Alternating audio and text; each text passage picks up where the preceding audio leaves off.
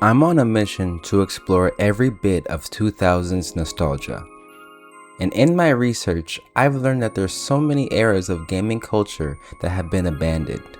From the world of movie tie-in games to Guitar Hero, I seek to remember the aspects that made the 2000s the golden age of gaming. I've made shorter form videos on each of these topics, but this will be the definitive version of those ideas.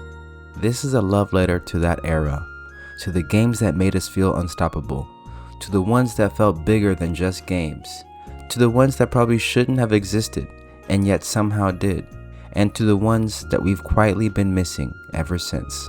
So sit back, relax, and get ready to unlock those memories because this is the ultimate 2000s gaming nostalgia retrospective.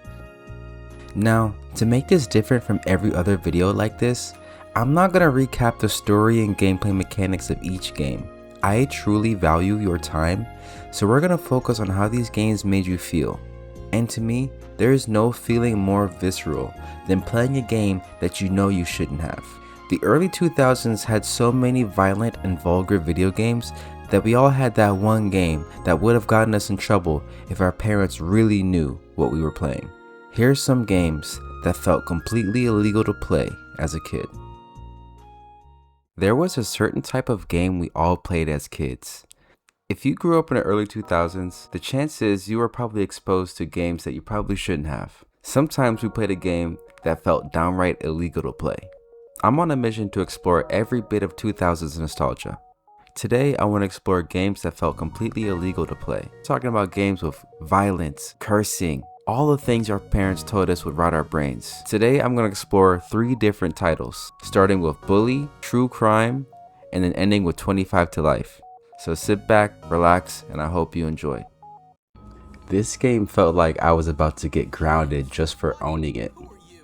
Exhibit A, we have Bully.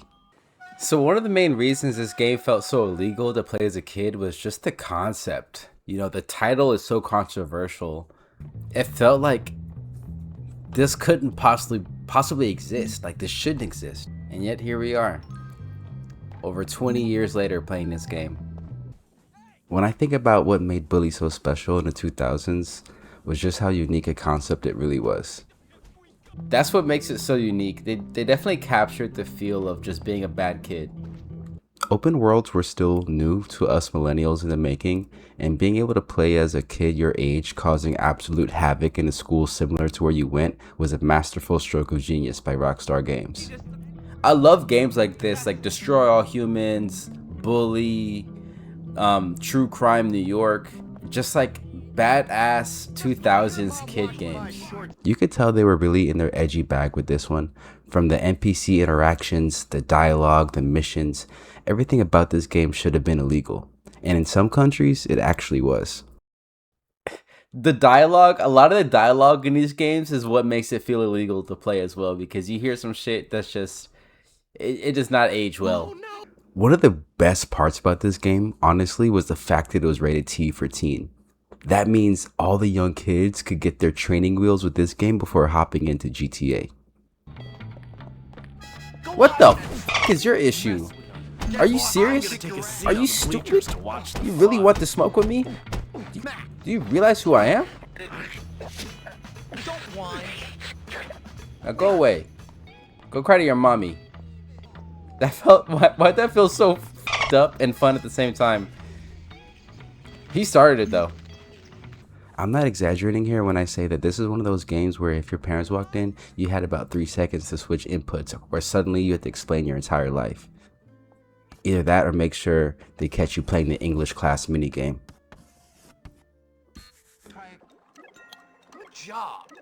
Now imagine being a kid and they threw R3 in the mix right here.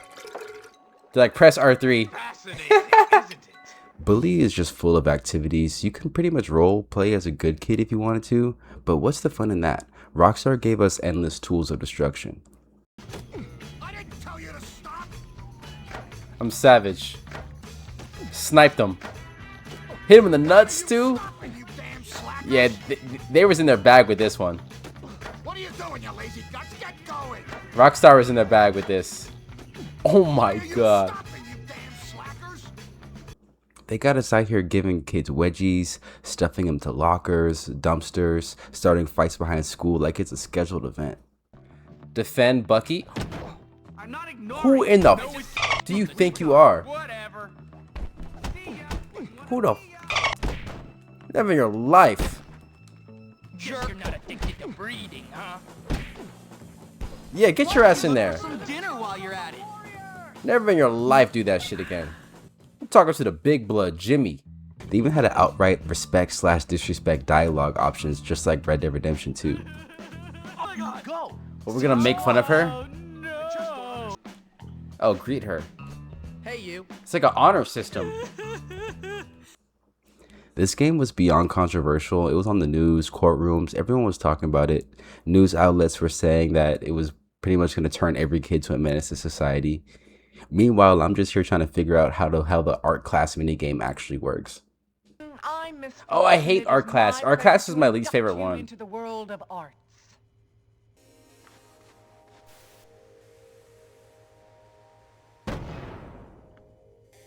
This game really puts you in the shoes of Jimmy, and you understand how a kid like this can turn to the dark side. James? What? Who are you? Mom, I thought you told me never to talk to strangers. Like I said before, Jimmy, please be nice to your new stepfather. His family life seems messed up, and he has to fight for his life just to go to sleep in the dorms. Teachers pick on him, and his only true friend is a homeless man who lives on campus.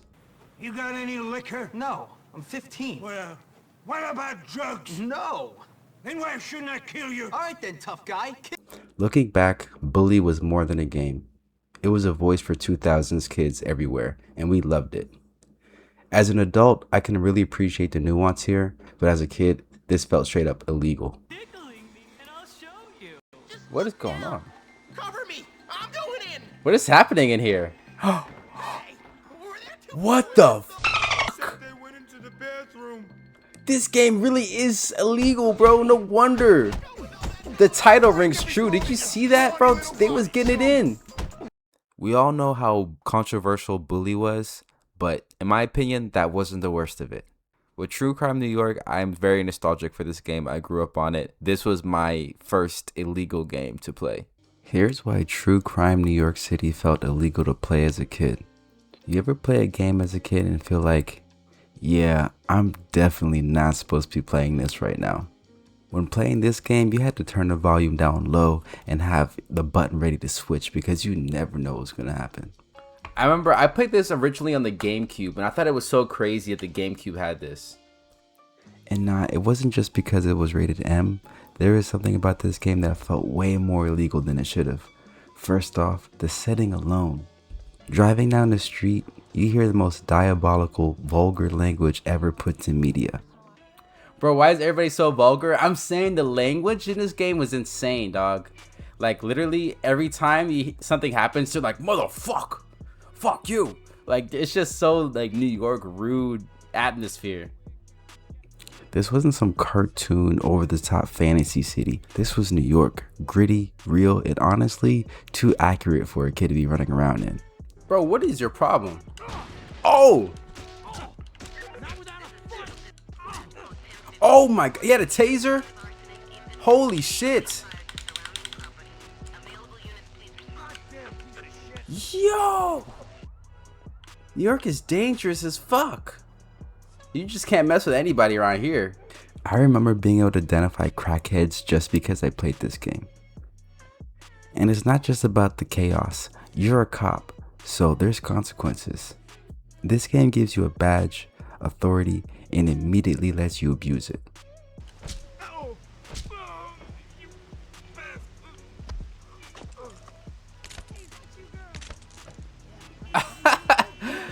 That's horrible. You can plant somebody, beat them, and then arrest them.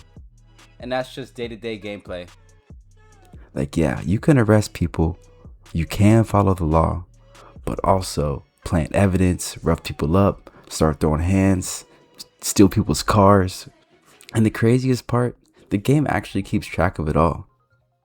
As you play through the game, you'll start seeing good cop, bad cop based off the decisions, and it actually has like a point system. What's your issue? What's your issue? I didn't kill him. I didn't kill him. That was a fucking A, bro. It's impossible. It's impossible to be a good cop in this game. That added a lot more weight to the decisions you made because it's not just like you have free reign to create chaos. If you ever got too crazy, this game actually had consequences. That's what separated this from GTA. If you messed up enough, you had to go back to being a regular cop in a uniform, stripped of your rank, and you have to earn your trust back. Beat Patrol, arrest 3 suspects via good cop means to restore your rank. Fine. Let's be good boys. Not to mention the combat. The combat was actually very fluid. It wasn't button mashy style arcade games. There was, kung fu moves, acrobatics, grapples, and shooting.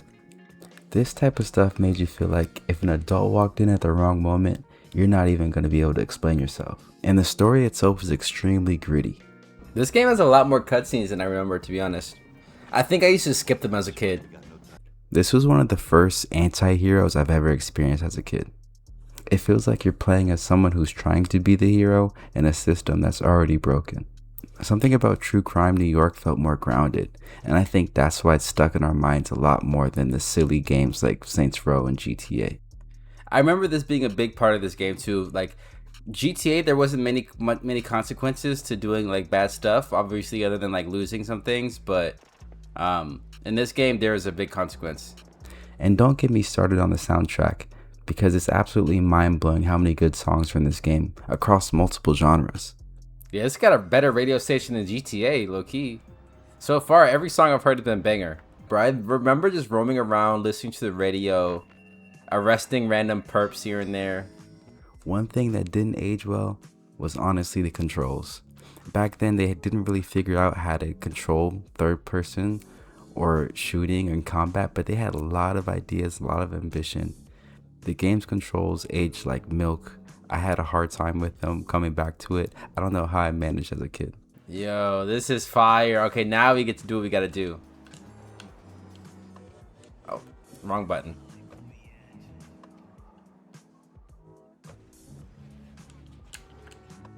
God damn it, I keep pressing the wrong button because the controls are so ass. They're genuinely bad. Like I said, you played this game with lowered volume, you avoided certain missions when people are around, and prayed nobody asked, what game is that? The thing about True Crime New York City, it wasn't just edgy, it made you feel like you crossed the line just by pressing start. And honestly, that's exactly why we couldn't stop playing. 10-10, come in. Shots fired at Times Square nightclub. Music mogul Puff Doggy and actress Joe Lolita seen fleeing from scene in an SUV. Apprehend suspect. Did y'all just hear that? They said music artist Puff Doggy. This is a Diddy reference. Come on, I gotta get Diddy, bro. He can't keep getting away with it. We need this for our career. Move, cop. Diddy, you're coming with me. Got you, you fuck. Oh shit, he's shooting. Nah, you coming in. You Going down, motherfucker. You are. We're arresting Diddy right now. 1 arrested, 1 killed. Okay, at least we killed Diddy. We killed Diddy, we arrested J-Lo. I feel like that's a good outcome. Now, last but not least, we're getting to our third entry, 25 to Life. This game absolutely took me by surprise. This one was recommended to me in the comments. It was actually my first time playing it, but man, this one definitely takes the cake. This is everything. This is the creme de la creme of illegal games to play. Now, 25 to Life is one of those games that we've all seen this cover, but I don't think many of us actually have played. And if you did, you're one of the privileged few. I think this is the first time I've seen gameplay for this game. No, for real. Everyone always talks about it. Everyone always goes crazy about it, but I've never seen gameplay. This is the first time I've ever seen what this was. It didn't matter that it was just sitting on the shelf at a store. Mentally, it felt like contraband. You gotta remember this era. Everything in the early 2000s was a little bit more edgy than today. A little bit too real. Primary objective, take 2 human shields. If your game starts with take 2 human shields, we're in for a good time. This game was janky enough to feel underground. This wasn't a big budget Grand Theft Auto. This was a B movie. Meet me at your crib in 2 hours. Bro, the mouths aren't even moving. I love it. This is low budget, bro. I love like low budget games. Like this is the type of game we used to get. Like GTA was an expensive game, bro. So this might have been the closest thing you got, man. These B games, like you know how we have B movies. This is like a budget game for real, dog. 25 to Life is one of those games that you grabbed at a bargain bin for about $9.99, and it was a great deal. You said you got this game for $9.99 pre-owned. That's what I'm talking about. That's what this game is giving me. This game is giving me you bought this for $10 pre-owned, and that's what's so fire about it. Right off the bat, this is one of the most violent games I ever played. As soon as you start, you're taking out cops, you're raiding the hood, you're just going crazy. Yeah, this is exactly what your parents thought video games were. Shooting cops, rap music. This is exactly what our parents were afraid of when they said it would rot our brains. The story is actually pretty good too. You have multiple different perspectives from the police to the criminals. 1 second you're kicking down doors as a SWAT. The next moment you're breaking out of jail as a criminal. Get tactical. Get tactical with it. Yeah. Damn, this game is actually tough. And the missions were so fun. This is one of the best mission structures I've ever played in the game. I like that the missions are short because like you're just getting little taste here and there. It's almost like a ghetto Max Payne. That's the best way I can describe it. Each mission is a different arena, sometimes a casino, sometimes rooftops, penthouse, clubs, everything you can think of. And the controls were actually really responsive for the time. It had this great leaning mechanic that really felt useful. Honestly, the leaning mechanics did take me by surprise. Yes, like I was like, that is very like, that's insightful. Gunfights were almost always unpredictable, and it always felt fun. The gun sounds, the response, everything felt extremely well done. Let's go. Running through your motherfucking apartment. The boys is here. The boys is here. This is the toughest game I played on stream, bro. I'm not gonna lie. This is the moment I fell in love with this game. And it made it feel gritty and even more real. Most games want you to be the hero and save the day, not 25 to Life. With this one, you're dropped into chaos and you're left to figure it out. No moral safety net, no clear message. Just here's the world, go for it. As a kid, that hit different. You really had no horse in this race. All you knew was to point and shoot and having a blast while doing it. DMX, guns, helicopter, drugs. Idea having childhood flashbacks. Bro, this makes me feel comfortable. I'm right at home in this. Honestly, I would love to see a remake of this game, or I wish I could have been playing the online mode back then, because what they set up here was masterful. I like that you can take human shields as the criminals, and then they use it against you as a cop. This game didn't hold your hand or sanitize anything. Nothing got in the way of the fun, even the story, which is minimal at best. Go to your room. Damn, Mom. I always miss the good fights. Boy, if you don't get in that room. Whoa. You promised me you would get out the game. So many things stood out to me as far as the little details they got right. The music was so on point. One of my favorite gaming moments ever. This game has its own song? That's actually a flex. This is a game I would definitely not want to get caught playing as a kid, but for sure, super fun. Bro, whoever made this game, thank you. 25 to Life captured perfectly that 2000s edgy gameplay that we all love, and I would love to see it come back. This is a game that I feel like if you have experienced it, you're part of an elite group of gamers who truly knows what it's like to play something they weren't supposed to as a kid. Yo, this is amazing. They put a lot of effort into how good this game is, dude. Wow. Like, I'm actually impressed by this. Now, looking back, none of these games actually were illegal. Maybe we're just a little bit too young to play them. But that feeling they gave you, that constant push or pull of I shouldn't be playing this, but I'm equally as intrigued, that was completely unforgettable. I know I can't be the only one that experienced something like this, so I want to know what's a game that made you feel like it was illegal to play when you were a kid? Because I guarantee we all were playing something we weren't supposed to. Moving on from games that felt illegal, there was another feeling that persisted in gaming throughout the early 2000s that seemingly faded away. That feeling when you would pick up the controller and suddenly you're not a kid anymore. You're the Hulk, you're Dante, you were a soldier, you're a god, you're a machine. There was a specific type of game in this era entirely built around that power fantasy. Not strategy, not survival, just pure, unfiltered dominance. These weren't games that made you feel competent. They made you feel invincible. And when you're 10 years old with a PS2 controller in your hand, that meant everything. We've been chasing that feeling in games ever since, and honestly, we've never quite gotten it back in the same way. This is games that made you feel unstoppable. When's the last time you played a game that made you feel completely overpowered? To me, video games have always been about fun. I've always seen the graphics and to some extent the story as a bonus for me, but the core of gaming has always been about fun. Fun can come in many forms, but today I want to talk about that sweet dopamine hit of gaming with no restrictions. I'm exploring games that made you feel completely unstoppable. Oh!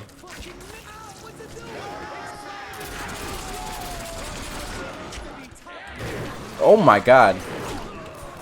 Our first entry on this list is basically Venom with guns. And if that sounds familiar, that's because we're talking about The Darkness 2. Yeah. This shit will never get old. Now the reason I'm starting with 2 and not 1 is because oftentimes the first game is about world building and the story. The second game in the series tends to let you run wild with what they built. You know what I've noticed? Something about the sequels, like whenever a game gets started, right? Like a game series, like they'll make something that's like, for instance, Prototype 1, right? You get a lot of powers and you just go crazy, but then Prototype 2 like ups the ante. And I feel like that's the same thing with here. And I feel like that's why in a lot of these games where I'm going to be playing sequels, like when it comes to games that made you feel powerful, it's going to be mostly sequels because they just up the ante on the first one. As soon as you start this game, it shows you it means business by immediately asserting its dominance over you. So now we hear...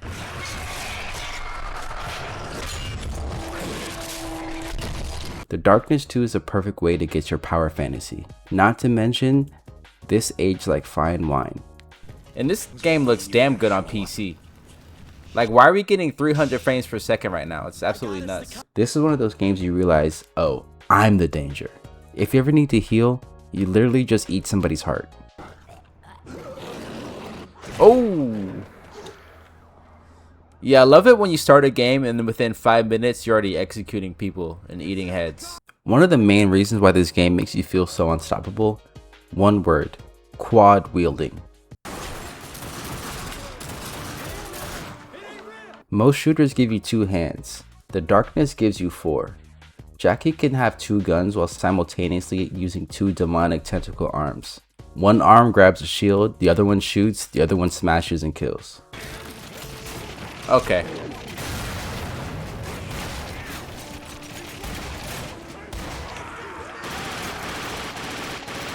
Ooh. Oh, you fucked up. You fucked up. Damn! At any moment, you could be holding 2 guns, ripping a car door off, and impaling a guy with a tentacle, all at the same time. The moment that clicks is absolutely electric.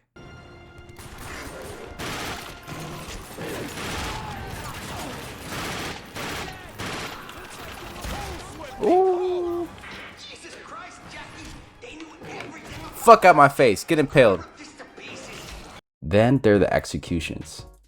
When you stagger an enemy enough, they stumble, you can trigger a finishing move.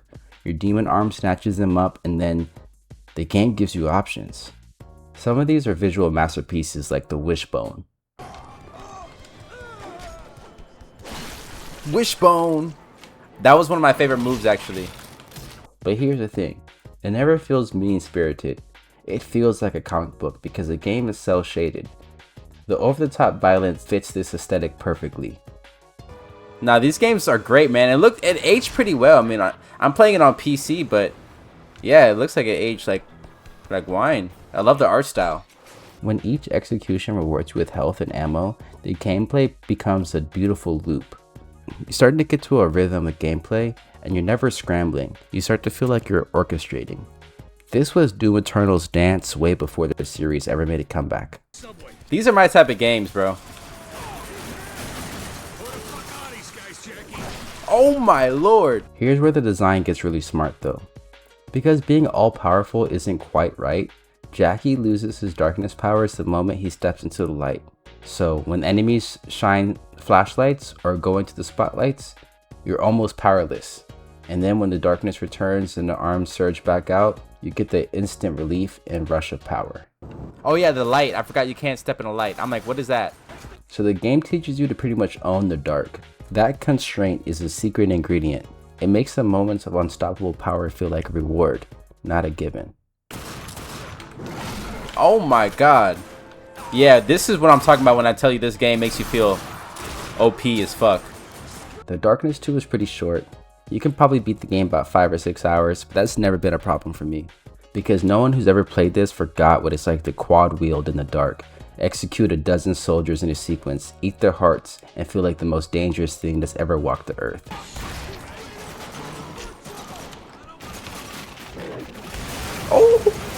Oh my lord. This game is a complete power fantasy, and that's why we're here. This game didn't make you just feel OP, it made you feel mythological. Oh my god. You can't tell me that wasn't sexy. For a 6-hour game back in 2012, that's one hell of a legacy. So if you enjoyed this, drop a like and subscribe, and let me know in the comments what game made you feel unstoppable. Oh my god, bro. He got murdered by a phallus. Bro, he's pissing on him. Yeah. Fuck teabagging, bro. Bro's just getting pissed on. Real deal. We do have the merch. I'll show you right here. I'll link the merch shop. It should be right there. At Fourth Wall, Bad Idea Games. Here's the mouse pad. It came out really well. I think this is going for about $12 right now in the shop. For that, we got the coaster. Again, the quality on this stuff is amazing. I really can't be more happy about it. If you really want to support the stream and get some good stuff as well, definitely go click that link, Bad Idea Games at fourthwall.com. Get you that discounted merch. And you might end up like this boy right here. The Darkness 2 is the perfect example of a linear game that makes you feel completely unstoppable. But what if we took it to an open world? The next game I want to talk about holds a lot of nostalgia for me, and probably shaped my taste forever. Let's talk about Hulk Ultimate Destruction. Hulk Ultimate Destruction probably needs no introduction. Ooh. Stop playing. Everything you need to know is in the title and does not disappoint. Bro, nothing can stop this. Nothing. Oh my god. Somebody stop me. This game went absolutely platinum in my house. I would spend hours roaming around the open world and having endless fun with all the tools this game gives you. Man, I love jumping around in the city, bro. Like this game was so innovative for its time. Like really think about it. This was actually one of the first open worlds I ever experienced. Like that's insane. And in the amount of freedom this game gives you, like you can go anywhere and do anything. I would stay up all night skating on the buses, turning cars into fists, and destroying every building I could. Let's go. Move, civilians. Come on, you can't tell me this isn't fire. This is the greatest thing to ever be invented in video games. There's no getting around it. This game made you feel like the Hulk. That specific feeling, that's what I've been chasing in every action game since. Some of them have better graphics, better stories, possibly better everything. But none of them felt quite like this. Fuck out my face. Oh my god, he just kicks them like they're nothing. There's a game philosophy buried inside this game that I don't think anybody would actually greenlight today. It goes something like this. What if fun was just the thing itself? Ultimate Destruction understood something that modern game design has largely decided is too simple to be taken seriously. Real tactile destruction. The kind where you can see the world responding to you. You didn't need to be angry at the building, you just need to know that it could fall. Hold on, we gotta destroy at least one building. Let's destroy this building. We can destroy this one. This is gonna be easy money. I just know for a fact this game could not come out today. Just think about the logistics. A big budget Marvel title featuring the Hulk, and an open world city with completely destructible environments. I would really like to know more about the development of this game because it's crazy to think that they built this before open worlds were widely popular. Like, I love how it was instinctual that when they were trying to make a Hulk game, that they're like, yeah, we gotta make an open world. I really like that. If they attempted to make this game today, they would try to figure out how to make an online mode with a battle pass. This game's just aged, but it needs a remake, dude. It needs it. It absolutely needs it. Not Assassin's Creed, not the bullshit. Hulk Ultimate Destruction pretty much defies the philosophy of modern game design. There is no redemption arc in the gameplay loop. There's no mechanic that rewards restraint or asks you to think about the consequences. Oh my god. You okay, buddy? You okay? The soldiers you throw into buildings are not characters. They are part of the fantasy that the game is completely and frankly happy about. Nowadays, you get a negative morality points and probably the bad ending. That unapologetic quality, that's the thing that's almost extinct now. Games today carry so much self-awareness, so much anxiety about what they're saying and who they're for and how they'll be received. Hulk Ultimate Destruction never feels bad about itself. Oh, nice view. Go enjoy it, buddy. There's a freedom in that kind of honesty that we've decided is too dangerous to offer to anyone anymore. I love a game that knows exactly what it is. If Hulk Ultimate Destruction made an impact on you, let me know down below, and don't forget to like and subscribe. Absolute masterpiece, and it always pissed me off that this rating says 8.9 out of 10. Like, bro, come on. Like, who was guarding this 0.1%? Batter up. Ultimate Destruction serves as the blueprint for our next game, and was even made by some of the same team members. Next on our list is Prototype. Prototype 2 feels like it was one of the last games that was made purely for fun. Yeah. Come here. Love it. Prototype to me represents an end of an era where games used to let you run wild in the world that they built. Like, I remember playing Prototype as a kid and just being so fascinated by it. I was like, this game just lets you do anything. The city becomes a toy. It's no longer New York. It's actually a destruction sandbox with no limits. Bye-bye. Oh my god. Damn! You see that? It broke the tree down there. Let me inspect the damage. Where'd the person land? Over here? God. Splat. Through the through the tree, splat on the wall. Let's talk about what makes you feel so OP. In this game, you have every superpower you can think of. Super jump? Check. Super speed? Check. Extreme strength? Potential powers? Check and check. Each one of these powers would normally be delegated to one hero, but in this game, you can have it all. You have so many weapons, bro. You have tendrils. You got a whip fist. The blades, bro. Can't go wrong. You got tendrils, and of course the Wolverine claws, man. This was a deadly combo right here. And then being able to switch between two different types of powers on two hands, crazy. It's almost comical how much you can do in this game, and it all feels incredible. The traversal in Prototype 2 is genuinely underrated. Bro, he's so fast. Hold up. Yes.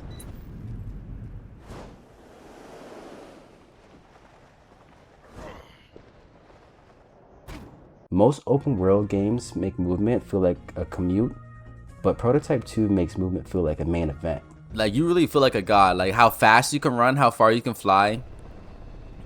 The amount of powers you get, that shit is so tough, dude. You can go from street level to the top of a building in like 4 seconds. You can cross entire districts without touching the ground. You can grab a helicopter midair, rip it apart, and use the momentum to launch yourself even further. Oh, you're done. Oh my god, automatic helicopter finisher is crazy. Prototype 2 isn't the perfect game. The story is pretty much non-existent as far as I'm concerned because I can never bring myself to watch the cutscenes. And I don't think anybody bought this game for the lore. But we skipping that. I don't think anybody who's actually played this game has sat there and really watched the cutscenes and was like, oh fuck, whoa. Like, I think even remember being a kid thinking that the Prototype story was kind of weak. Because I remember playing Infamous at the same time and I was like, Infamous has a way better story. Some of the missions do drag a bit, but when you're rewarded with all the new upgrades, it's all forgiven. Alright, I might play like one or two more missions. This kind of does get a little tedious over time. That's what this series is about. It's not the best games, not the most critically acclaimed, but the ones that make you feel completely unstoppable. Bro, just walked him down. That's why I love this game. You can use guns and tendrils. Like, come on. Prototype 2 came out in 2012, but carries the soul of an earlier era. That 2000 sensibility where games weren't trying to become movies yet. Where the world existed not to tell you a story, but to contain you. A lot of these games nowadays, there's always like something getting in the way of fun. At least for me. But something like this can't go wrong. They don't remember the plot. They remember the specific feeling. That moment where everything clicked. The speed, the powers, the chaos. And for a few hours, you were the most dangerous thing in the city. Claw pounce, this is what we need. That's some Wolverine shit.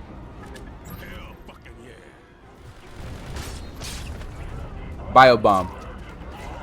You're dead.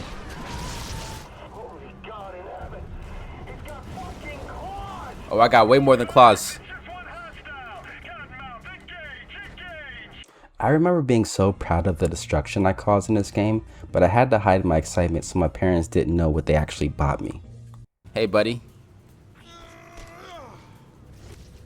Damn, hold on. We gotta follow that.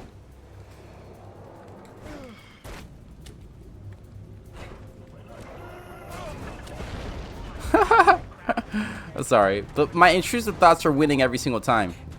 Everything is fighting for our attention. That's impacted game design in both positive and negative ways. But now it seems like games have an ulterior motive. And within that, the games don't like to give you that power fantasy anymore. They'd rather take away the power and sell it to you in a season pass. But I'm so glad they actually made this into the a collection for PS4, because these games could have easily fell to the wayside. This could have easily gotten forgotten. This game didn't have waypoints and NPCs constantly teaching you how to play the game. This game fully unleashes you right into the havoc. It becomes a bloody dance of blades and tendrils.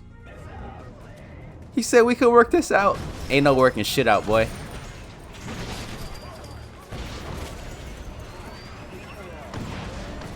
Alright, let's go.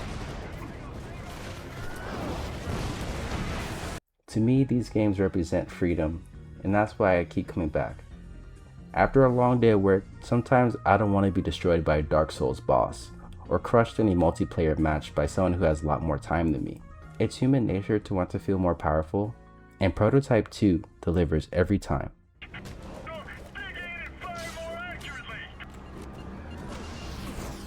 Oh my god, you thought you could escape that shit?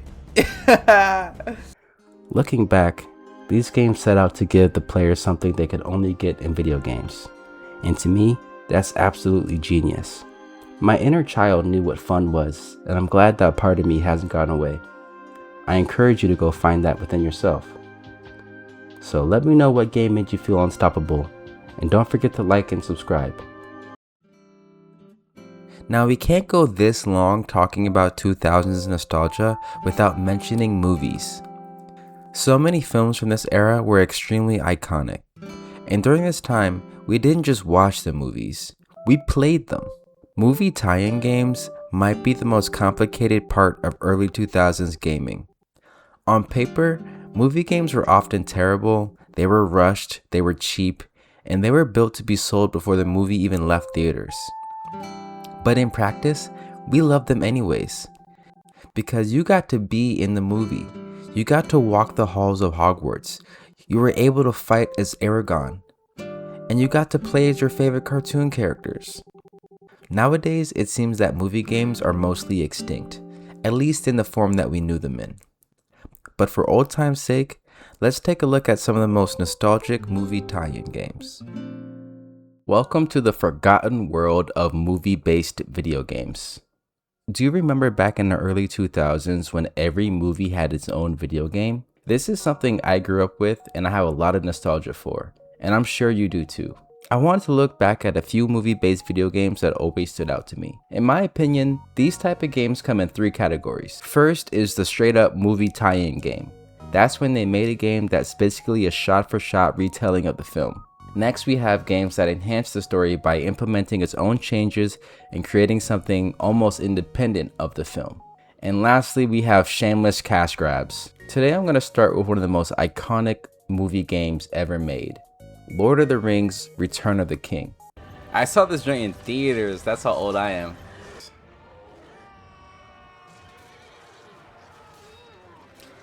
Yo! Yo! That's so tough! That's so tough! Let's go! Okay. That's one of the best game openings I've ever seen. Now, if you ask anybody about this game, they'll tell you it's one of the greatest movie games of all time. And honestly, I get it. This game feels like the movie, sounds like the movie, and even has some of the greatest moments from the movie. You're not watching Lord of the Rings, you're actually in it. I'm about to be in tears right now. Like, I just started it, it's already 10 out of 10. You're fighting through full-on battlefields, you got Gandalf casting spells, Aragorn going crazy, Legolas not missing a single shot, and the co-op, prime. Yeah, this was one of those games where if you had a second controller, you could be locked in for hours. I remember playing this with my cousins back in the day, bro. This is one of those cousins games.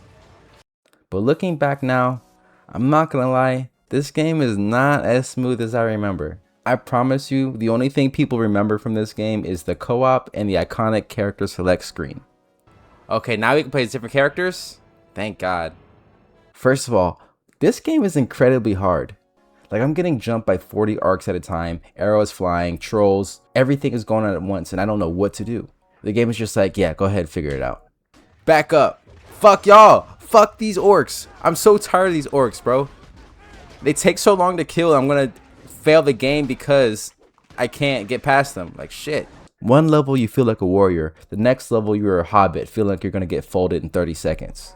Bro, I hate playing as the hobbits, bro. Like, why would they start the game off with the two characters that you don't want to play as? Gandalf and fucking Sam Genji? Like, you kidding me with this?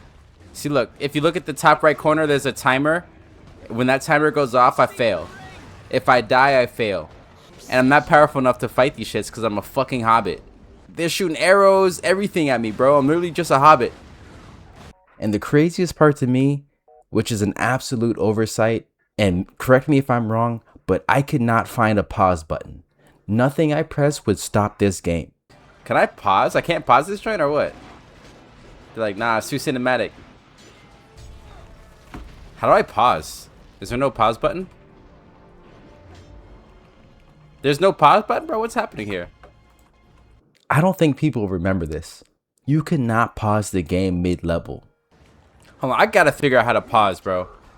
How do you pause in this game? Like, what the fuck? Let me, like, do you remember this, Chewy? How do you pause in this game? I literally cannot pause to save my life. See, if your mom called you or somebody knocked on the door, that's it. You're done. Back to square one. I don't remember playing this whole game without pausing. Imagine that, bro. Like, our parents were pissed we start playing this shit. Like, Mom, we can't pause. I swear. On top of that, you're literally forced to watch the entire film while playing. And I understand they pay a lot of money for the rights to the film. Oh, this whole thing plays whether I like it or not. I thought I could skip it. Nah, you can't skip this. You gotta let this whole joint play. They pay good money for this cutscene, Playboy.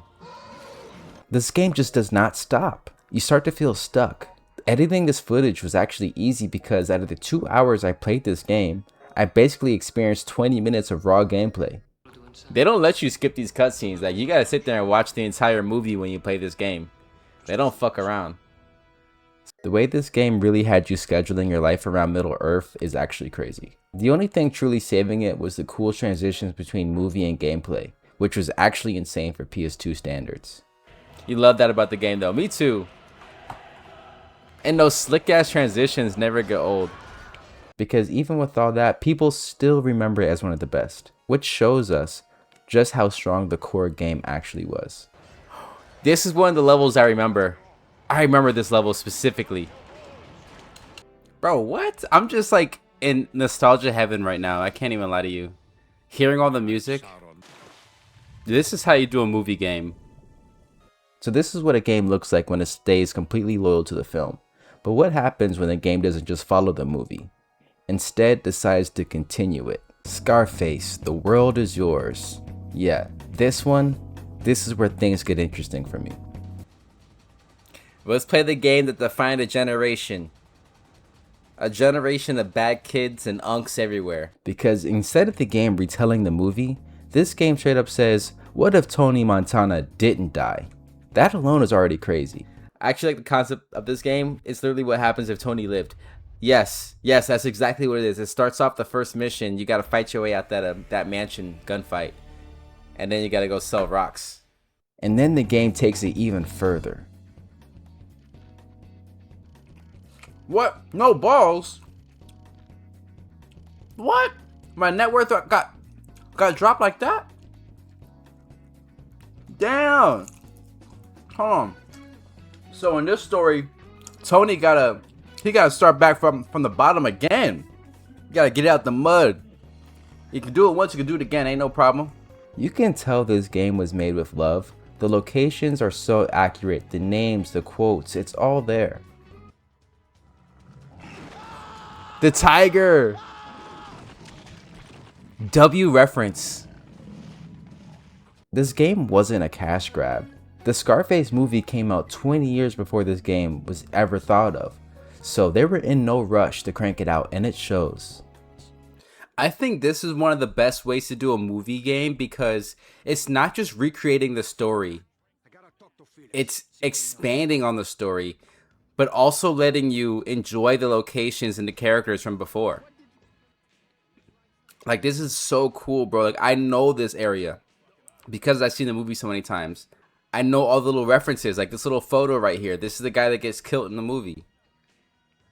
This is one of the best ways to do it, man. This wasn't just another movie game. This is basically a full-on empire builder. Scarface. We can start rebuilding our empire. Nice. We got the first S of Scarface. You're buying properties, running deals, managing your reputation. Like, this game had systems. And the craziest part, they all actually work. Alright, I got 0 reputation. I got 2 exotics. I got no balls, no drugs. And I got $1,000 for my name. Time to flip this brick, bro. What really carries this game, for me, was the atmosphere. Everything feels authentic. The music, the dialogue, the way Tony talks to people. I feel like I could really live in this world. Okay, this game is tight, dude. Now we got our music. We got our Cadillac. Riding around Miami in the 80s. What could be better than this? And I'm not gonna lie, as a kid, I had no business understanding what any of this meant.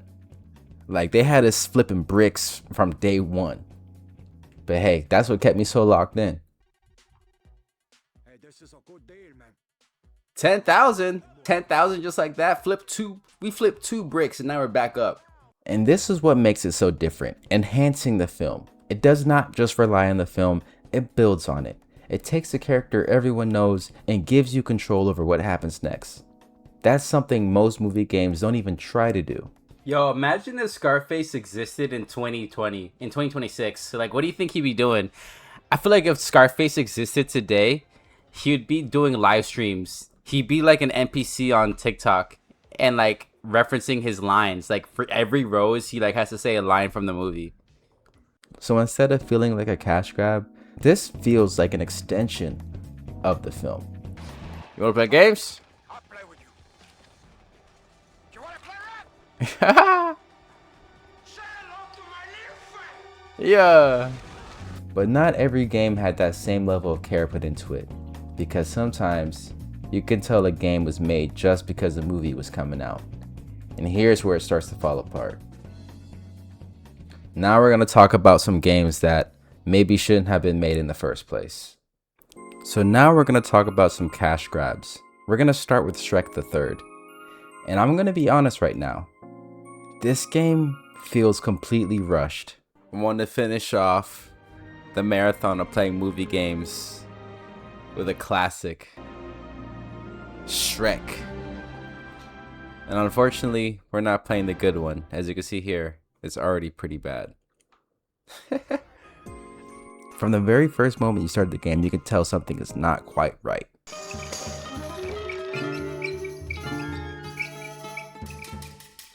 What the? Once more, with feeling. I'm already overstimulated. Like, I don't like the way that shit assaulted my ears. The combat is extremely repetitive, the levels feel very empty, and everything just feels off.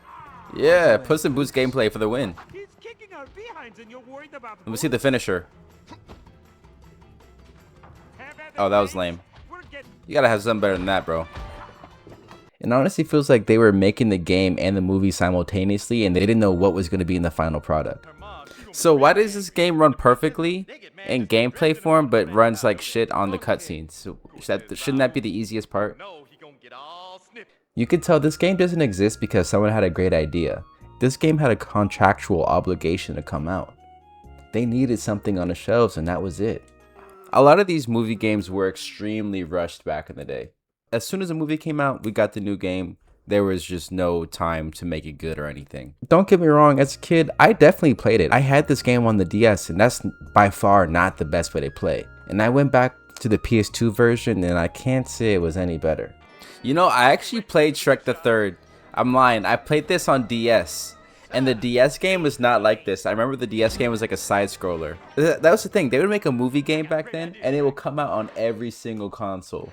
That shit would be the Wii, the PS2, the Game Boy. We all know how good Shrek 2 was. That was my very first video game ever and I have a lot of nostalgia for it. But Shrek 3, god awful. This game looks fast as shit. When you say that, it makes so much sense. It does. He's moving so fast. Like, why? Bro's got impeccable speed. Bro, it's going so quickly, dude. Like, dog, I want to see speedruns of this shit now. You know what? I'm about to be a Shrek the Third speedrunner from now on. I need to tap into the speedrunning community, bro. Like, what's the world record for this shit? Like, I'm really curious, dog. This game is so bad, I really couldn't spend too long on it and I had to switch to something that I actually have some nostalgia for. So the next one we're going to talk about is Madagascar.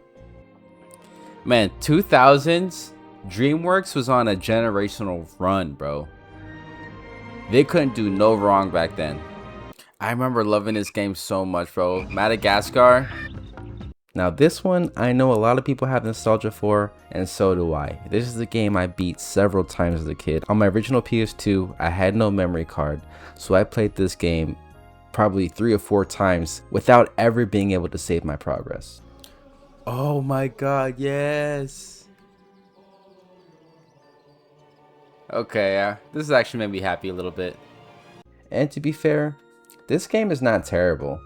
I mean, some of the cutscenes are dull and the voice acting isn't quite to movie standards, but this was definitely not the worst one.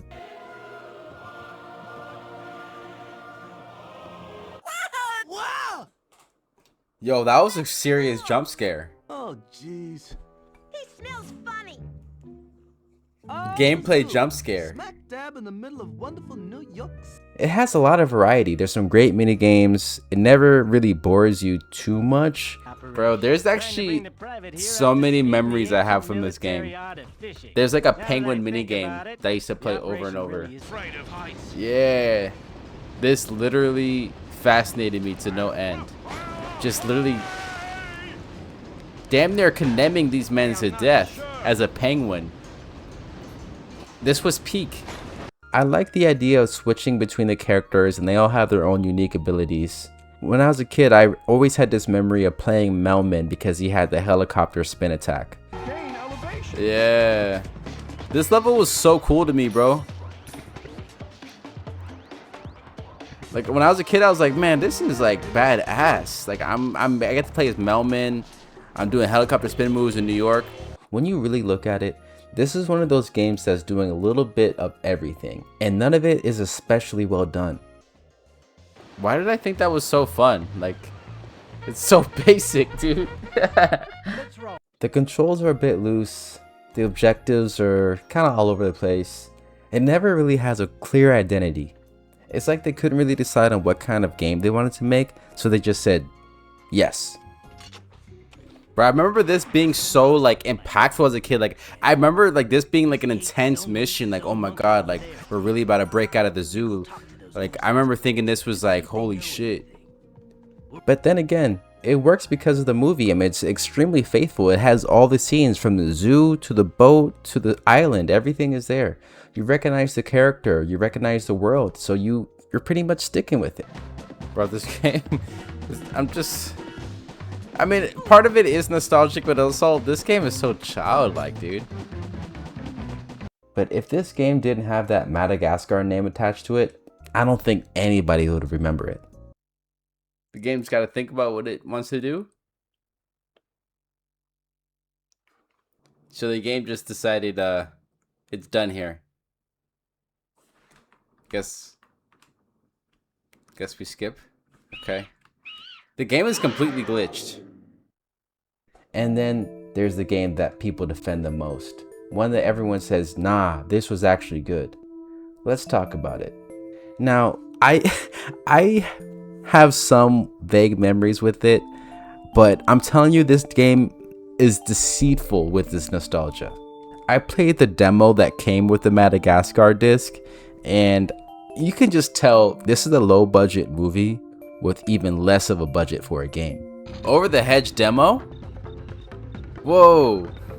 Yeah, let's check this out. Let's check this out. I'm really curious about this. I remember the Over the Hedge game. I wonder if this is gonna spark some memories too. This game had some personality. The characters are fun. It makes you feel like you're part of the movie because everything is there. Dude, I think this is coming back to me, bro. I feel like, oh my god, this is so much nostalgia. Yo, okay. This is coming back to me. I definitely have played this. It makes you feel like you're part of the movie, but looking back, it's basically a collection of mini games. You're doing small missions, simple mechanics. Nothing really evolves or builds over time. Why are so many enemies on screen? Bro, I can't even understand what's happening here. Huh? I don't know what's going on right now. I'm stimulated as fuck. I don't know if I'm winning or losing. What is this? I went to sleep for some reason. And that's where nostalgia tricks you. Because yes, it's charming, it's memorable, but it's still built around one thing: getting a game out while a movie is hot. Yeah, this game is, I can't believe they're trying to advertise a demo for this. This is dog shit. And how many of us actually sat there and watched Over the Hedge with new eyes, with adult eyes? Because I certainly have not. This is like a crack house game, dude. Like, this is a crack house movie and a crack house game. But anyways, that's what all these games have in common. They're not bad, they're just a little broken. They almost feel abandoned, like somebody didn't care. They're just products of their time. This was like a pipeline, bro. So like they make the movie, then they make the game, then they preview the next movie and the next game in the game that you bought. So it's like multi-levels. It's like get the product, play the product, advertise the product. Back then, every movie needed a game. It didn't matter if the idea was good or not. If the movie was dropping, so was the game. Yeah, this game has no soul, I'm not gonna lie. We might remember a lot of them as classics, but looking back now, many of them were just really well disguised cash grabs. Yeah, no more movie games for a while. I don't care if it's a good one. It's just it gets so tiring after a while. It's exhausting at these, but for the most part, I did have fun on this journey. Reflecting back on it, this era was very interesting. They pumped out a lot of slop. We did get some good games. We get some mid games, but overall, movie games were a staple of our childhoods, and it's fun to always look back and see our roots. Let me know what other movie games you remember, because I know everyone has played at least one. So we've talked about certain feelings and aspects associated with 2000s gaming, but now I want to shift to games that were completely products of their time. These ideas existed in a bubble, and once they burst, it was never to be seen again. It's safe to say that we're all pretty familiar with Guitar Hero, but what is it like coming back to it over a decade later? Were these the masterpieces we all thought they were, or did they deserve their eventual fall off? Let's talk about why Guitar Hero was more than just a game. Remember when Guitar Hero made everyone feel like a rock star? This song is so good, bro. Why is this peak? There was a point in time where being good at a plastic guitar actually meant something. This wasn't just a game you played alone. This was a living room event. You had people passing you the controller like you were the next up on stage. And if you were that good, You didn't just play the songs, you performed them. And looking back on it now, I don't think we realized how big this whole thing actually was. I didn't really grow up in the original Guitar Hero or Guitar Hero 2. My era was a little bit later. I want to analyze 3 of my favorite Guitar Hero games, and I feel like these in particular are ones that people don't talk about as much. Starting off with Guitar Hero World Tour, Smash Hits, and Metallica. 3 very different games, 3 very different agendas. This isn't just a review, this is a reckoning. So let's start off with the Guitar Hero World Tour. The year is 2008 and Neversoft is at the top of their game. Games like Guitar Hero World Tour weren't just about hitting notes, they turned everything into a band experience. Drums, vocals, guitar.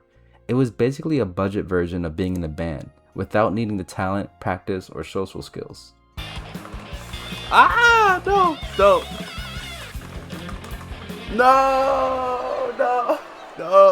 Alright, hold on. No. We ain't going out like that. Let me get right. I'm fully aware that Guitar Hero 3 is most people's favorite, but I have a pretty strong argument for Guitar Hero World Tour being the most original. The year is 2008 and Neversoft is at the top of their game. Guitar Hero World Tour is where everything scaled up. This is when the series said, what if we just did everything?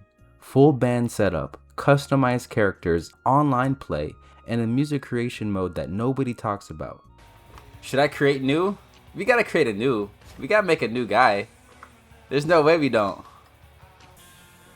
That dude looks just like me. That's kind of scary. So the most important thing in any Guitar Hero game has to be the set list. And to me, World Tour has one of the best varieties in the entire series. From Ozzy Osbourne to Jimi Hendrix to Linkin Park, Michael Jackson, this game has it all. What I've done? Linkin Park, nigga? Let's go. This is about to be so good, bro. Y'all came at the right moment. This is about to be so lit. Bro, let's go. When I was a kid, this was so hard, bro. That was a pivotal moment for my childhood right there, man. I think I bought this game particularly to play that song, bro. There's a few songs on here, but I was a massive Linkin Park fan. This is where Guitar Hero subtly shaped the taste of an entire generation. We weren't just choosing songs that we knew, we were discovering them. I don't know what this song is. I never really liked Korn that much, but yo, suddenly I'm mad at my father. After hearing that one, I'm gonna have to listen to that on my own time. When I work out tomorrow, I'm gonna listen to that shit. One of my favorite memories growing up as a kid was playing as Jimi Hendrix for the first time in Guitar Hero World Tour. My man Jimi Hendrix? Man, why we look identical right now? He kicked me off stage? Alright, I respect it. Big up to Jimi Hendrix, man. I remember when I was a kid, this blew my mind, bro. Having Jimi Hendrix in Guitar Hero was like a dream come true. Looking back, you can feel the franchise trying to figure out what it wanted to be. And World Tour is the game that sits right at the crossroads, before things got too complicated, before the market started to collapse under its own weight. Man, I forgot how good these games are. I have nothing but good things to say about this. Please bring this back, bro. To me, Guitar Hero World Tour had the most swag, and it was the series at its absolute peak. I'm just appreciating the artwork, bro. Look at all the work they put into making this a great user interface. Everything, bro. Guitar Hero is so goated. Let's talk about Guitar Hero Smash Hits. This game didn't innovate because it didn't really need to. It just reminded you why you cared in the first place. And in this case, that's all it needed to be. Guitar Hero Smash Hits didn't just give you songs, it gave you memories. Bro, I remember this was in Guitar Hero 2, bro. Yeah, this is an OG song. Now this one is pretty fascinating to me because we were all familiar with the Greatest Hits album. That's a staple in rock music in general. So it kind of made sense to have a Guitar Hero Greatest Hits game. We got one of my favorites, Guitar Hero Smash Hits. This one should have all of our favorite songs on it, so I'm really excited. The concept is so simple, it's almost elegant. You take the best songs from the previous Guitar Hero games, remaster them with full band support, and put them in one package. That's half the fun, is playing some of your favorite songs, just rocking out. Yeah, this is some classic rock right here. That's what's so cool about this one. This is really like classic rock. This is for your boomer dad who grew up on the Eagles. Like I said, on paper, this was a greatest hits compilation. Pretty safe move. A cash grab even. But here's why I really push back on that. For a lot of people, myself included, we missed out on the first era of Guitar Hero. Guitar Hero 1 and 2 were pretty old games by the time I had gotten into it. Especially the fact that there was no drums, no mic, and a lot of these songs were actually covers. Guitar Hero Smash Hits is not a cash grab, it's a time machine. There's something genuinely moving about reliving nostalgia from songs you've heard decades ago. Oh, they got Killing in the Name of? Oh yeah, we gotta do this one. Now, I'll be fair, the selection wasn't perfect. Some of the songs are even too safe, and some of the songs maybe shouldn't have been there altogether. Smoke on the Water is so boring to me. These type of rock songs, I'm not really into. It's like not really like doing anything for me. Everything you love about Guitar Hero is present in Smash Hits, and you can't fault it for that.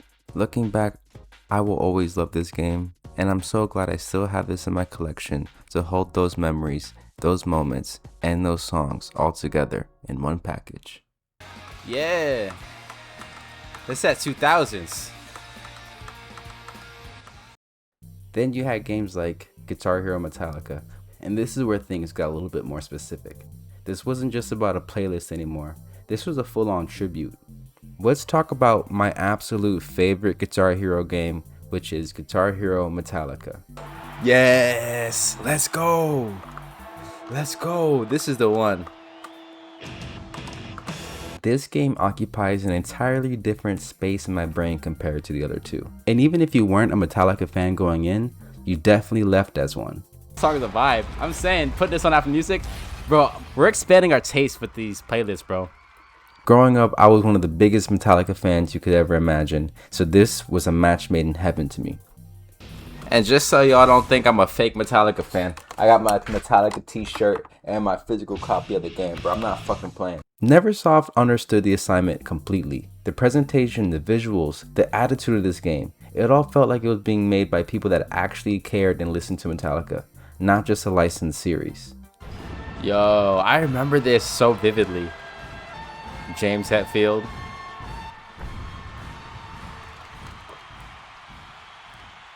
The band members appear and they look incredible. Their likeness, the gear, the whole aesthetic is unlike any game I've seen before featuring celebrities. Metallica is literally coded into every detail of this game. That was beautiful. That was the best way you could ever open up a Metallica game. Oh, what we starting with? Yes, let's go. Let's go. This is the one. And this one is for the Guitar Hero vets because this one is hard. Now, I usually play on expert, but for a game like this, I was completely comfortable playing it hard because I just wanted to get through it. I really had to test myself with certain songs. Ah, let's go. Ah! Metallica is a band defined by their technical precision of sound. One thing I will say, that spirit comes through no matter what. Oh, yeah, here we go. One of my favorite guitar solos of all time. Songs like One, Fade to Black, and For Whom the Bell Tolls are so fun to play, it's not even funny. It's actually a beautiful moment. We gotta unlock One. I cannot end the night without playing One. God. Sometimes you get through the end of a solo, and you feel like you survived something. As if each song was an individual boss fight. Oh my lord. You see this shit? And when you did survive them and you got that 5 stars, those highs are unbeatable. 98% of the notes, 130 note streak, 5-star performance. That's how you do it, man. Right out the gate. It felt so rewarding because as much as you love the music, you feel like you're a part of it. That took everything. That solo was fucking nuts, dude. Instead of it just being Metallica karaoke, it felt like a curated experience. It's almost as if they put their favorite songs in the game as well. Toxicity, bro? We gotta do this, bro. Turn this up in my headphones all the way. That's what sets Guitar Hero Metallica apart from the others.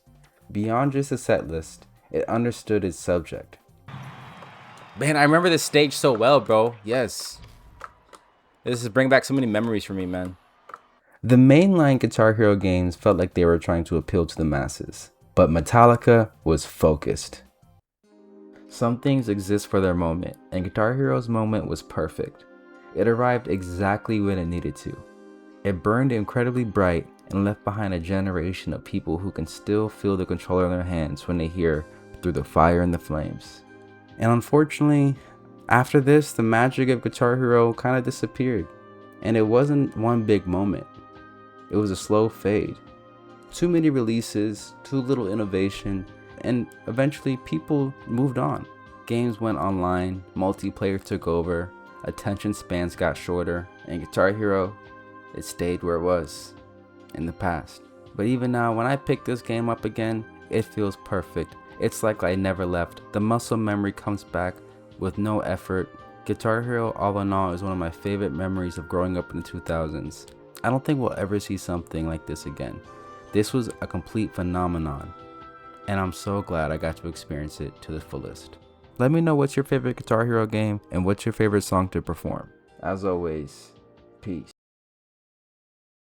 The 2000s saw the birth of so many games that became innovators in the hobby. And this retrospective couldn't be complete without at least mentioning GTA once. I'm not going to go on a 30-minute rant about how GTA innovated open worlds forever, but I do want to talk about games that tried to take this formula for themselves. And before we start, I also want to express that this is purely satire, and I know that GTA is technically a clone of Driver, but let's leave that to the lore nerds of YouTube. With that being said, this is the era of GTA clones. Do you remember when every game wanted to be like Grand Theft Auto? After GTA 3 hit the scene, gaming began the great shift. Games became more open, chaotic, vulgar, and with more freedom than we've ever seen before. Soon enough, if your game didn't have free roam and digital crime, then it was for babies. Although the news wanted to fool you into thinking kids only played these games for mindless violence, but the reality was, we were just getting lost in the thrill of discovery and immersive storytelling. Today, I want to talk about Grand Theft Auto clones. Now you may be wondering, what constitutes a GTA clone? And that's simple. The basic requirements are open world with an emphasis on chaos, a wanted system that tracks your crimes, and stories revolving around crime movie cliches. Now, I'm not saying these games don't have unique elements. In fact, that's exactly what we're going to highlight today. With this in mind, the 3 games I'll be exploring today are Saints Row 2, Simpsons Hit and Run, and Vin Diesel's Wheelman. These games encapsulated the idea of a GTA clone, and I'll tell you why. I feel like when people refer to games as GTA clones, a lot of times they just mean open world games with the crime story, which is basically what GTA is. Let's start with Saints Row 2. If GTA was the serious, gritty crime drama, Saints Row 2 was the wild, colorful, and unapologetically over-the-top party. It was like GTA's rebellious younger sibling that always got suspended. I remember the first time I ever experienced this game is because I was at my friend's house. And he was one of those friends that like used to cuss at his mom. And he had this game, obviously. And he wanted to show me the pimp walk so bad. He's like, bro, you gotta see this. And he did the pimp walk and he had like a little pimp cane and shit. And we just both thought it was the funniest thing ever, bro. Saints Row 2 in particular is the one that stopped pretending.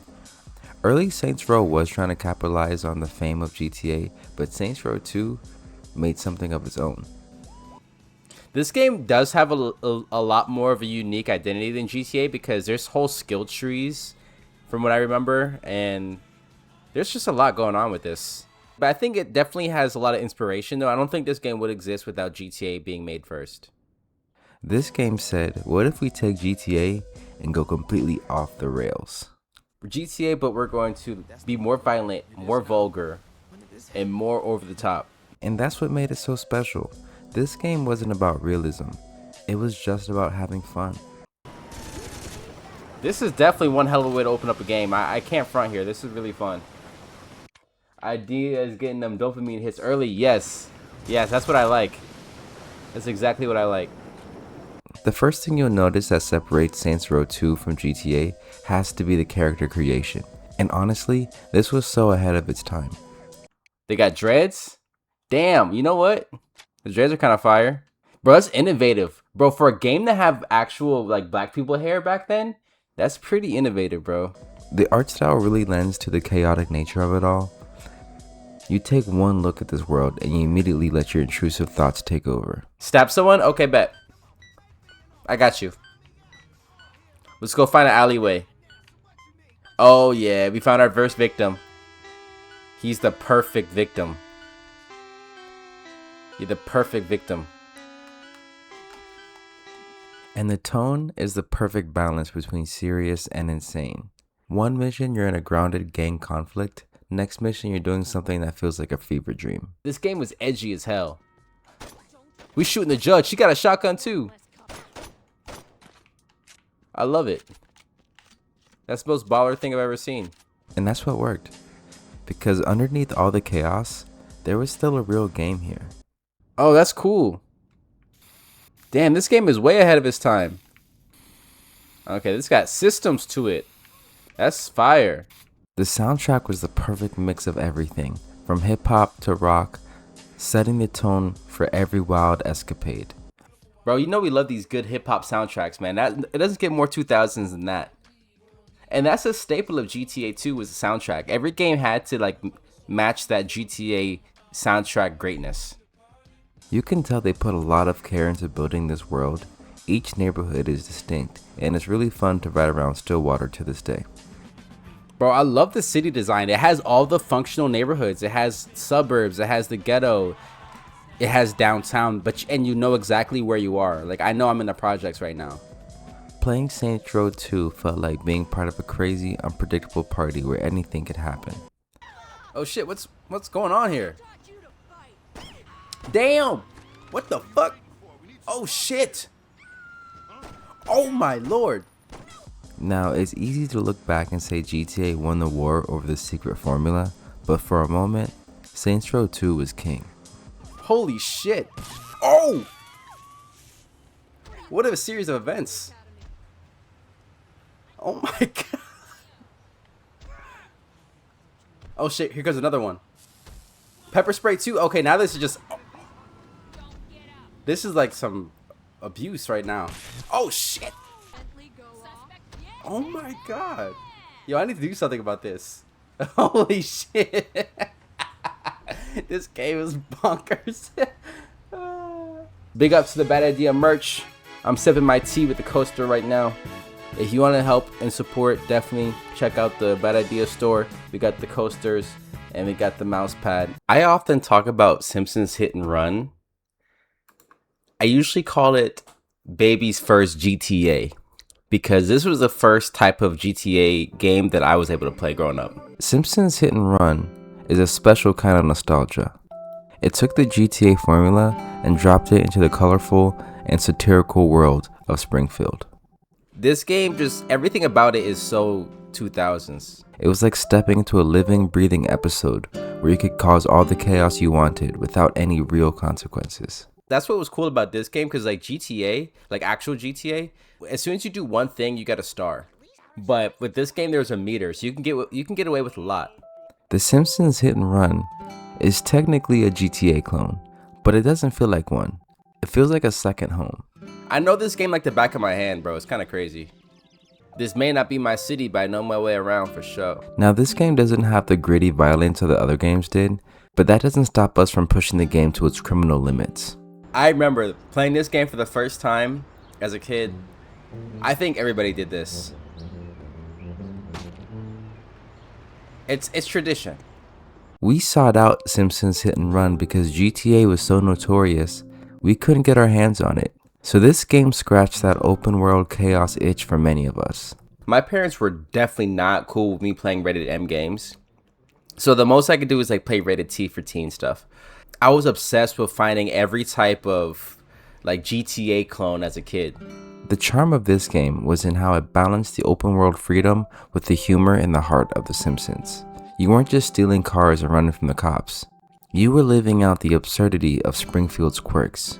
Not now, Homer. A new violent video game has hit the streets. A new violent and we video need game. to get rid of it before it warps any children with its bloops and bleeps. That's so 2000. Sounds awesome. And therefore should be destroyed. They're talking about GTA actually. They're literally talking about GTA in this mission. It's a reference. They're referencing the game they're copying. Driving around in Homer's car, running over cows, or causing mayhem in Moe's Tavern, it was all part of the fun. And we got hit and run? Oh shit. Yeah, we do. Got the cops on us. This is true gameplay now. And if you're a real Simpsons fan, there's plenty of references to dive into. Bro, look at all this nostalgia right here. This is the reference. This is the reference to that one episode. Oh yeah, that's a reference. Basically, drink every time you see a reference. For many of us, Simpsons Hit and Run was the gateway to open world games. A way to experience that freedom and fun without the darker tones of GTA. It was playful, it was funny, and it was a love letter to both gamers and Simpsons fans alike. Vin Diesel's Wheelman. Wheelman feels like a game people forgot existed, but if you ever played it, you definitely remember. Okay. I see why this game appealed to me so hard, bro. This one flew a little bit under the radar, but still captured that GTA vibe with a unique twist. It was all about the driving, the stunts, and the cinematic action. What? Fucking badass. What? This game is actually goated. If you don't know about Wheelman, it's basically Vin Diesel the game, and I'm not complaining. Vin Diesel. Like that. I gotta practice my Vin Diesel voice. With me, you always know right where I am. You always know right where I am. Behind the wheel. Behind the wheel. Wheelman. I'm the wheelman. I would have loved to sit in on the meeting between Ubisoft and Vin Diesel when this game was initially being brought up. Because honestly, they cooked with this one. This is such a blast from the past. This game is so 2009, it's not even funny. GTA clone, Vin Diesel, Midway, and Pontiac? Like, I don't think any of those things still exist anymore other than Vin Diesel. Wheelman has everything you could ask for. Open world, over-the-top violence, cliche crime story, and freaking Vin Diesel. I see why this game appealed to me so hard, bro. Burnout mixed with Pursuit Force, mixed with GTA, mixed with Vin Diesel, and it's rated T for teen. This is the game I had to get, bro. I remember loving this game as a kid, and coming back to it, I was a bit skeptical. I didn't want my nostalgia to betray me like it has so many times before. But I had to say, I'm pleasantly surprised. Wheelman is actually so much fun, and I'm not gonna gatekeep it any longer. I thought it was slop until idea put me on. I'm glad that we changed our minds, because even I thought I wouldn't have a fun time with this game, but it's so fun to stream, bro. This is like the perfect game for me to stream. It's literally perfect for me. And I even want to watch the cutscenes because Vin Diesel's voice acting is so funny. The driving mechanics are so good, I really need these systems to make a comeback. You're literally swapping vehicles mid-chase, sliding through traffic like it's scripted, and pulling off stunts that feel straight out of a movie. Boom. Give me that. That was a thing of beauty, wasn't it? And yeah, this game can be a bit rough around the edges, but that's part of the charm. In this era, you didn't need perfection, you just needed fun. Fuck out of here. Oh, it's just getting intense now. I like it. Now we can shoot. Got your ass. Now we're wheelmanning right now. This is some real wheelmanning. What made Wheelman so nostalgic wasn't just the gameplay, but the feeling of being in a movie-like open world where you can star in every chase scene. This game, every mission feels like that chase sequence in every like action movie. It feels like you're playing that sequence in like Mission Impossible or like, any one of those, you know what I'm talking about, like those like action movies, they have this one sequence that's always in a foreign country and they're like speeding through it. That's what this feels like. Anyways, go get you a copy of Wheelman before the price goes up, because this game is incredibly tough. I'm not gonna lie, this game might actually be peak, bro. He says, story be damned, the mechanics are meshed together, sounds like the holy grail. Bro, I'm saying, like, dude, this game is pretty cheap. I feel like you could probably secure a copy, and it's playable on Xbox. You can play on the Xbox Series X, and it comes with a really cool map, like a little GTA map. So honestly, I would grab this game before it gets famous, before it becomes extremely expensive. I really do miss this era. Gaming felt like the Wild West, and companies had to compete to stay afloat. That competition gave life to the golden age of gaming. Nowadays, we don't get GTA clones because Rockstar basically owns the formula, but sometimes I wish we did. Going back to these games now is not just about gameplay. It's about remembering a time when every open world game felt like a new possibility. We were amazed at how large games were becoming, and the sky wasn't even the limit anymore. Let me know what games you would consider to be a GTA clone and what I should do next. If you like what you saw here, don't forget to like and subscribe, and I hope to see you on the next one. Games like Guitar Hero took the world by storm, but there's another genre of games that were entering the scene in the late 2000s. The kids who grew up playing the games we talked about earlier were now getting into their teen years, and we needed something fresh and edgy. With this shift brought some amazing products, but also brought life into a new genre. A type of game that the new generation has dubbed Unk Slop. Now, if this is your first time hearing this term, it's basically an allegory for games that were trying to be innovative, edgy, and capitalize on the moment, but they never truly lived up to their potential. The games I feature on this list I don't consider bad games at all, but they definitely appeal to the Unk inside me, and I'll explain why. Here's the forgotten world of Unk Slop. I've been exploring every aspect of 2000s nostalgia, and across my studies I found that people love to use the word Unk Slop when they refer to the 2010s Xbox 360 PS3 era. I'm here to discover exactly what this terminology means and why exactly we played so much of it. We're going to explore 3 titles: Homefront, Kane and Lynch, and Wet. Starting with Homefront. You ever play a game as a kid and deep down you knew it wasn't that good, but you were still locked in like your life depended on it? For me, that game was Homefront on the Xbox 360. It wasn't necessarily a classic, it wasn't a masterpiece. This is pretty much Unk Slop, but for whatever reason, I was eating it up like a 5-star meal. I remember playing this when I was a kid, and I thought this was one of the best graphics I've ever seen. If you never played Homefront, let me set the scene. This game dropped in 2011, and it was supposed to be a COD killer. It was competing with the biggest shooters at the time: Call of Duty, Battlefield, and even Medal of Honor was in the race. This is a really fun game. It was trying to be a COD killer. That's why I qualify it as Unk Slop. I feel like any game that tried to be a COD killer back in the 2010s, automatically Unk Slop. To me, this had one of the craziest concepts in gaming. America gets invaded, not by zombies, not by aliens, but straight up military occupation. And as a kid, this felt illegal to even think about. Like, why am I seeing suburban neighborhoods turn into war zones? I felt like I was playing something I wasn't supposed to. Bro, all these Unk Slop games always had these long drawn out cutscenes. These first person cutscenes. But this one actually was pretty devastating, I remember. But here's the thing that nobody talks about: the gameplay. This was premium Unk Slop. Like, everything was just a little bit off, a little bit kish, and a lot of bit corny.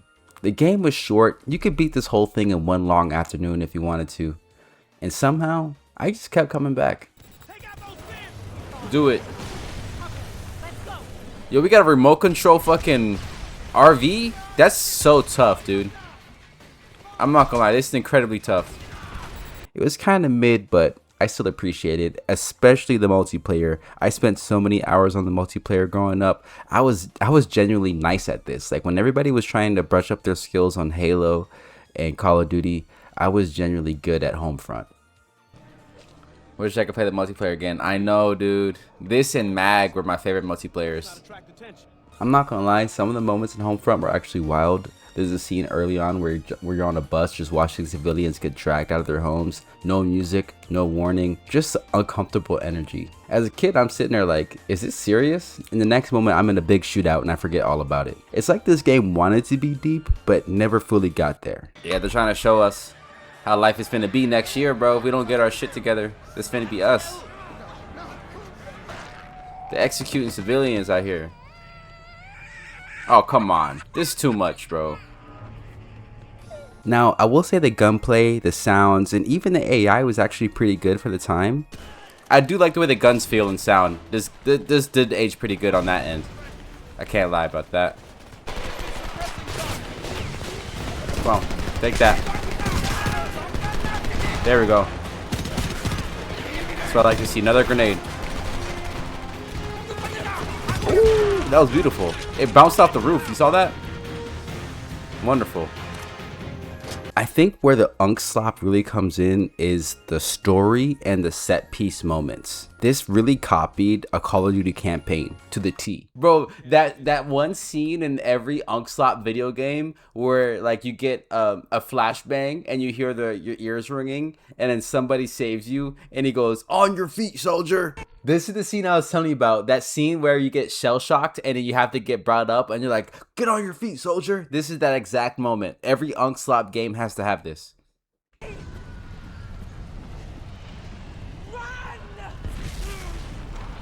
Private, we gotta leave. The Wilhelm scream too. Bro, this is such a Call of Duty campaign, bro. It's not even funny. This is true. This is the most true Unk Slop.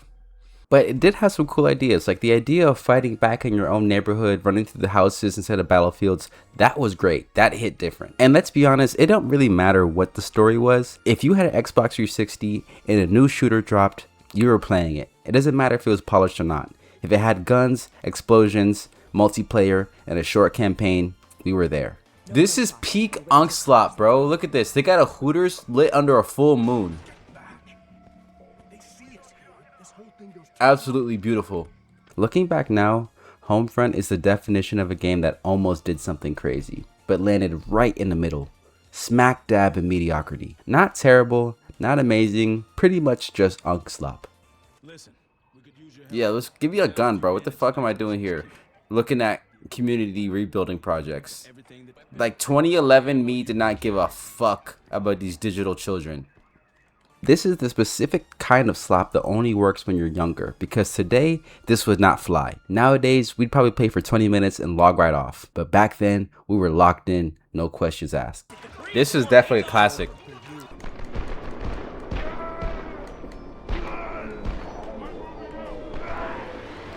Let's go. Bro, the slow-mo, any type of slow-mo section like that where you gotta shoot your way out, that's Unk Slop right there.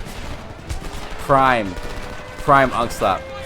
And that's what makes this a true Unk Slop game. It's not about being good. It's about being just good enough. And at the right time in your life. Something about the timing of this game. It exists in our memories just for that moment. Crossroads was my map. Crossroads was my map, bro. Bro, this was that Homefront map, bro. This was the best one. So if you ever played Homefront, just know we were all in the same boat. Eating that slop and enjoying every second of it. This is a very realistic version of like what would happen if we got invaded though. We'd have tunnels, we'd have guns, we'd be figuring that shit out. Every Unk Slop game was basically about how great America is. But then you've got games that didn't even try to feel heroic. They just threw you into chaos and left you there. Kane & Lynch is probably one of the most uncomfortable games I've ever played. Nothing felt smooth, nothing felt controlled, but just pure chaos the entire time. There was a certain type of game on Xbox 360 that didn't feel fun. It felt stressful. Like you weren't enjoying it, you were just surviving it. And Kane & Lynch was the definition of that. Now on paper, this game should have been fire. Two criminals on the run, both completely unhinged, constant shootouts, dark, gritty story. This sounds like a classic, but when you actually play it, something felt a bit off. Not broken, just sloppy. The creme de la creme of Unk Slop. Kane & Lynch, bro. I love this game, bro. I grew up on this heavy. Kane & Lynch is a franchise that mixes Scorsese-style film and Unk Slop gaming. This game arrived at a time where edginess wasn't the counterculture, it was the norm. Yeah, this is that Unk shit. I remember thinking this game was so innovative because it felt like a crime movie that you could play with your homies. I remember playing this game with a homeboy. Like, I think we stayed up for like 5 hours late at night. And we played this whole game. And it was a great time. I have a lot of personal bias towards this franchise, but I can't deny that now it is indeed Unk Slop. The controls and gameplay are a bit clunky, and the story could be a bit overdramatic at times. How do I get down? Oh. LB to crouch. Since when was it ever LB to crouch? The fuck is that? But behind all that was a game a lot of people seem to connect with. I remember back in the days of PlayStation Home, I would roam around and ask strangers to play this with me, and sure enough, I never had a problem. Like, I remember playing with randoms online, like, cause I played this on PS Home. I remember I used to walk around PS Home and like try to find somebody to play this game with me. And I remember actually meeting up with a few people and beating this whole game multiple times just based off PlayStation Home. This was the rare type of slop where the game is working, but you don't feel in control. The shooting is clunky, the movement stiff, the teammates absolutely unreliable, and somehow every gunfight turns into chaos immediately. You're getting shot from everywhere, your screen is shaking, your characters are panicking. Instead of feeling a badass, you feel like you made a bad decision to be here. Come on, kill them. Kill him! What the fuck is going on? What am I getting shot out of nowhere for? How, like, literally, I'm gonna go back and watch the footage and see what the fuck shot me and how I would have ever been able to dodge it because it just came out of nowhere, bro. This game could be beaten in a day, and I personally enjoy that because I like to replay games dozens of times. But there's a part that made it stick with me, and I'm not the only one. The tone was different. It wasn't a power fantasy. Nobody felt like a hero. Kane and Lynch weren't cool. They were just desperate. Damn! Oh, he about to go ballistic.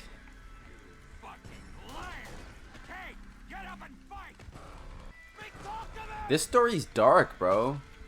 There's moments in this game where everything feels like it's spiraling, and instead of the game slowing down to help you, it just keeps pushing. As a kid, this felt incredibly intense. Something about the gritty style and film-like atmosphere always stuck out to me. I like that there's no hood. It's very like realistic in a way, very gritty. And the character writing is so on point. From the moment you meet the titular Kane and Lynch, you know exactly who they are and you instantly pick a favorite. I've always been a fan of Lynch because who doesn't love a loose cannon? And I wouldn't be surprised if Trevor Phillips from GTA 5 was inspired by him. Yeah, Kane was always like an asshole to me, and I know Lynch is like a drug addict, but Lynch was always just more cool. Everything escalates way too fast. It's like this game constantly goes from 0 to 100 and never gives you control of the 100. Bank robberies gone wrong, hostage situations, club shootouts. It's that specific type of game where you remember how it felt more than what actually happened. Oh yeah, one thing I love about this game is the difficulty settings. Because the easiest one is aspirin, then you have codeine, then you have morphine. Looking back, Kane and Lynch wasn't a bad game, but it definitely wasn't smooth either. That's what makes this game Unk Slop. It's not polished, but somehow we still play it all the way through. Unks like me who remember when Netflix was on a disc equally remember the days of Kane and Lynch in the midst of 2010's optimism. Somebody's divorced dad or unusually single Unk played this to get it through. Yes, bro. Yes, I think I've even played this with a divorced dad back in the day, bro. Then on the other side, there's games that felt good to play, like Wet. Now this is a completely different type of Unk Slop, because Wet didn't feel stressful. Wet is a type of game that is trying way too hard to be cool. Swig is useful to numb the pain. Oh yeah, she's an alcoholic. That's like a whole plot line. Bro, alcoholic babes, that's definitely Unk Slop. Yeah, that animation right there. If you never played Wet, just know this game had one goal, to make you feel like you're in an action movie. Slow motion dives, shooting midair, wall running, and samurai swords. On paper, this sounds incredible. And honestly, for a second, it kinda was.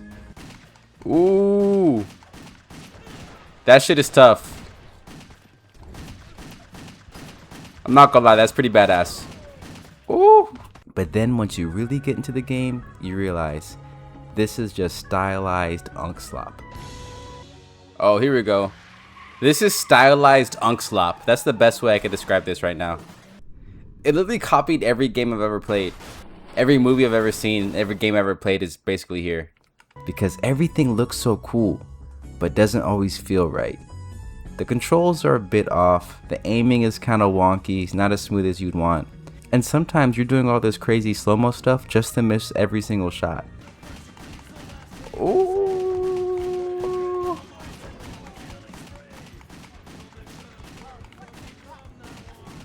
Okay, diving into a slide is actually goated. Oh my god, on the back? That is so tough. But here's why wet still hits. The style carries everything. This is like Quentin Tarantino meets Max Payne. And as a kid, I was here for it. It's giving Max Payne vibes. This is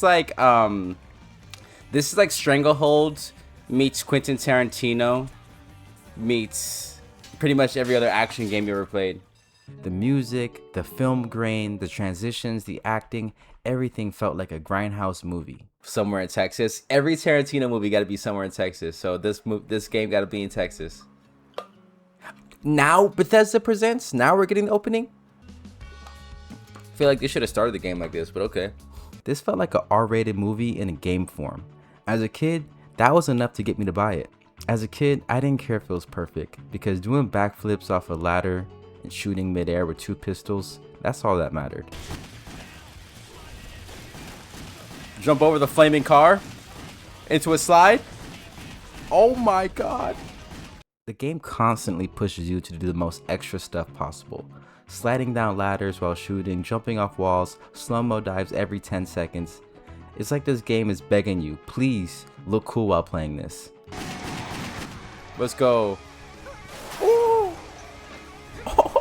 Oh my god.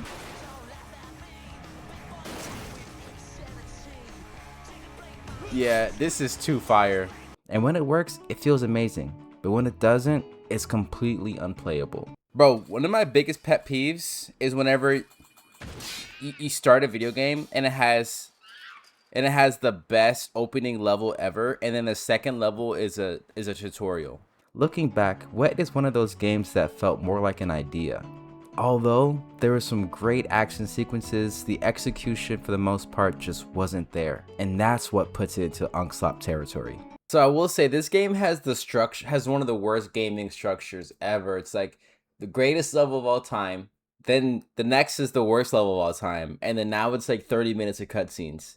The pacing is just so off with this, bro. Like, what am I doing? This game is making me question my existence. But you know, sometimes the corniness, the sloppiness, that's what makes it memorable. Even though it wasn't perfect, it was just over the top enough to feel cool. Oh man, I fought hard for this game. I really wanted to like it, but this is a mess, bro. Wet is one of those games that it has some of the highest highs and the lowest lows. But either way, I'm glad to have played it. Oh my lord. Okay, this game is 10 out of 10, bro. What the fuck?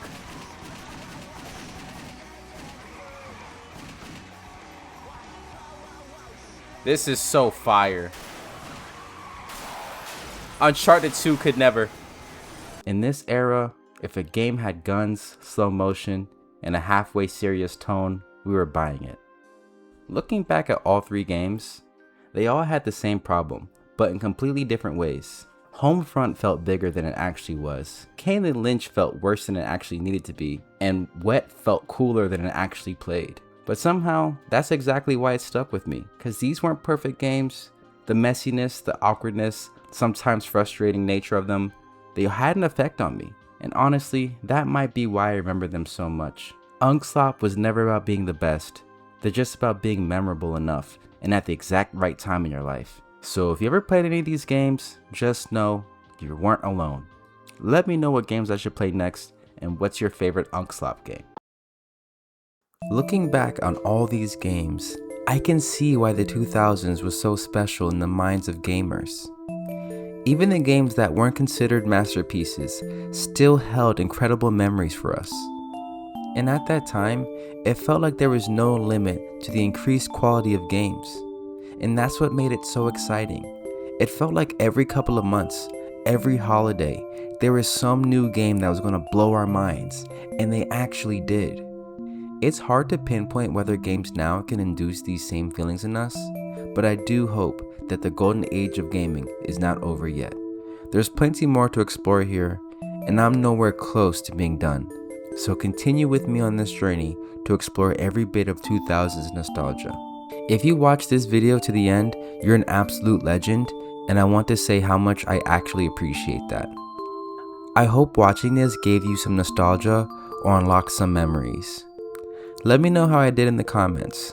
Also, everything you see was recorded live, so be sure to follow me on Twitch if you want to see the magic happen. With that being said, don't forget to like and subscribe, and I hope to see you on the next one. Peace!